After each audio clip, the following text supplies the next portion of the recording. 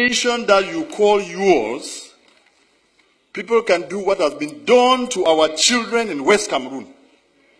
I call it West Cameroon because you will never take it out of our mouths again, because that is a territory in which we believe in freedom. To go out on the street and demonstrate is a basic right for us. And that is why we are saying that there are two Cameroons that came together.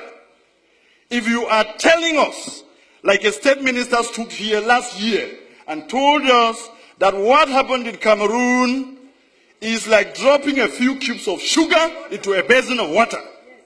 Who is the sugar and who is the water?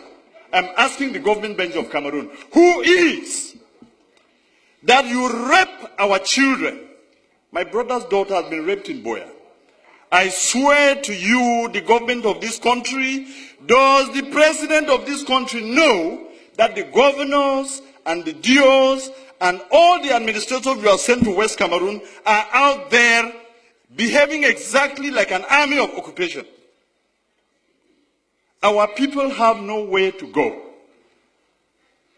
We have made all the efforts. Our ancestors and our forefathers trusted you to go into a gentleman's agreement that two people who considered themselves brothers could go to live together. If this is what you show us after 55 years, then those who are saying that we should break Cameroon are right. They are correct. The people of West Cameroon cannot be your slaves. The people of West Cameroon are not, you did not conquer them in war. If this is what you are saying that we should live in, I say simply, no, it will not work. How do you have an army that's supposed to protect children step out there, beat them, and rape some? It is not heard of in any country. This is the 21st century, and anybody who does that and cannot be willing for his government to pay the price, we will exact it on you. Because you are making us believe that we went to the wrong place. What is there to say? I want the world to know and to have it on record that we have made efforts. I have sat with ministers and listened to them talk. The first one was the then Minister of Justice, Amadou Ali, 10 years ago. And I took my time, drove from Kombo to Yaoundé to tell him something is brewing out there. This thing that you people are sending gendarmes to beat people up and say all of these things, there is pain in West Cameroon. And as Minister of Justice, be very careful. What happens there? And he turned around, looked at me, and told me, Mr. Wilbur, it is your people who choose to come here. He is alive. He told me. Last week, I went to see the Minister of Higher Education, Professor Famindongo, and I told him, the problems in Cameroon, the problem we have in West Cameroon, is the problem that will bring down Cameroon. If you do not handle it well, you will not know Cameroon as it is in a few months or in a few years.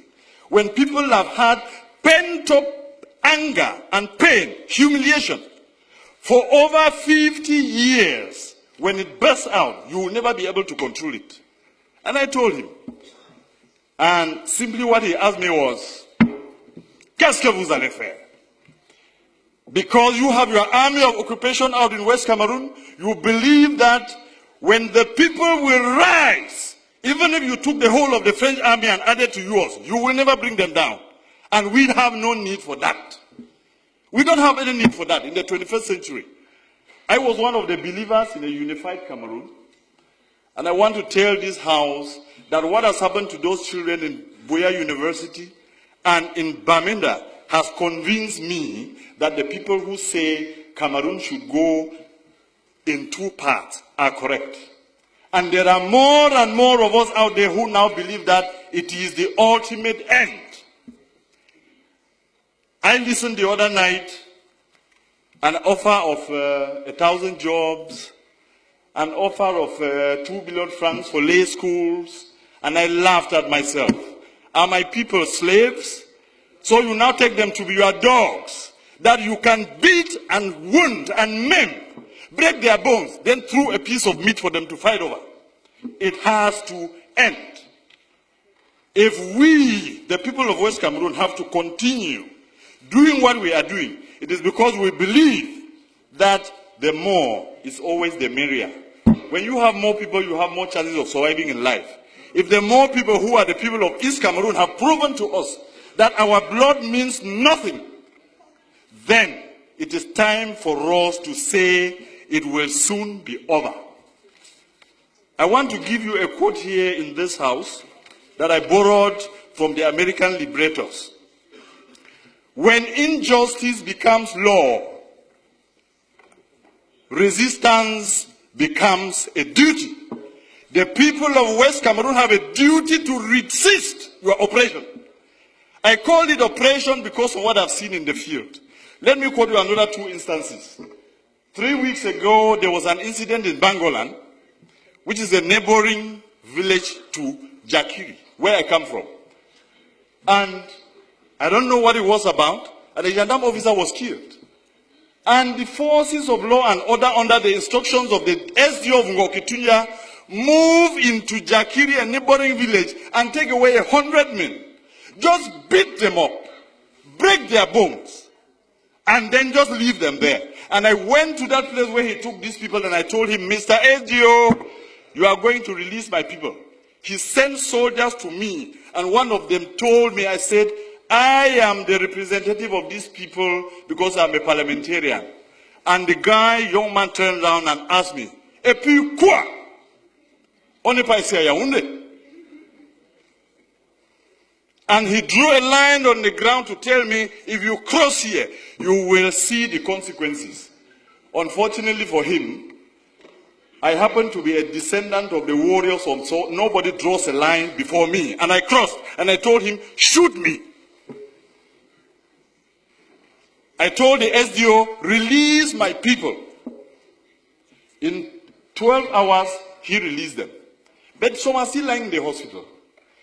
They beat and kicked a woman, and she miscarried, a pregnant woman. And nobody can question this. That is the reason in this master plan to finish our culture and our people. You have chosen that every single administrator or every commander of the army is from East Cameroon. That is why they sit there and they can kill the people without remorse. This has to end. Mr. President, Mr. Speaker, I want to repeat this quote. When injustice becomes law, resistance becomes a duty. We, the people of West Cameroon, will resist you, and if you want to take that territory by force, you will kill to the last man before you take it. And you can start from me today. You can start from me. It has to end. Somebody has to know that this is not how you treat a people. 50 years is too long. 50 years is a very, very long time.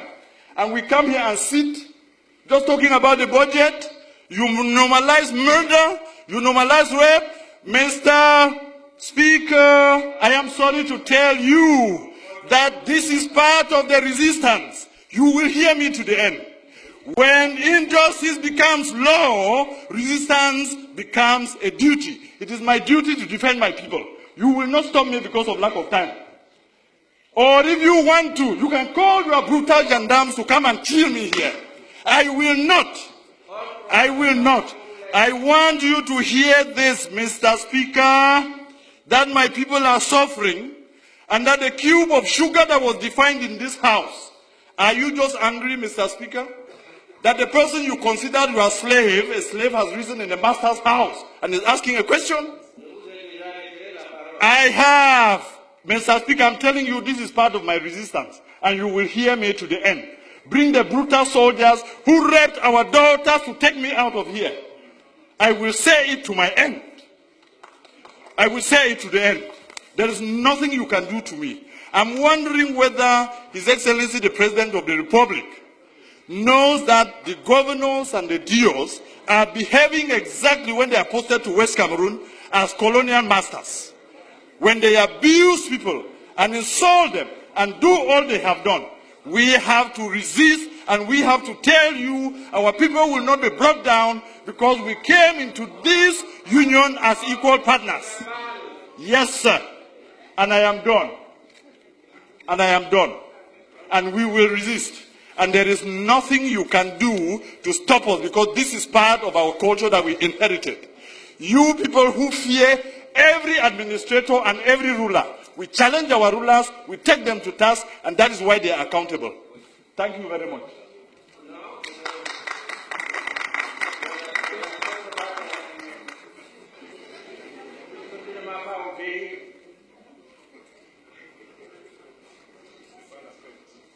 Mettre sur pied un programme d'urgence de réhabilitation et de mise à niveau de toutes ces formations sanitaires victimes d'accidents.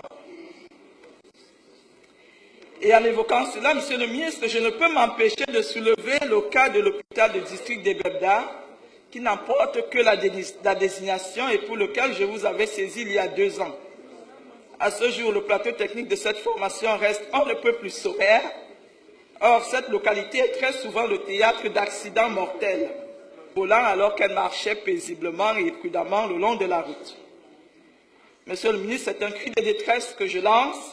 J'espère qu'il sera entendu.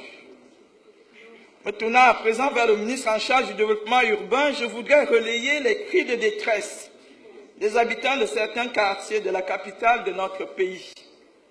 Mimboman 3, Etam, Bafia, Mkolombon, ils sont nombreux, Monsieur le ministre. Ces quartiers de la zone urbaine de Yaoundé confrontés à l'inaccessibilité en raison de l'état de dégradation avancée des voies. Nous pensons, Monsieur le ministre, qu'il est urgent de prendre en compte dans le programme d'urgence en cours certains de ces axes routiers pour permettre à notre cité capitale d'être un milieu de vie agréable pour tous ses habitants.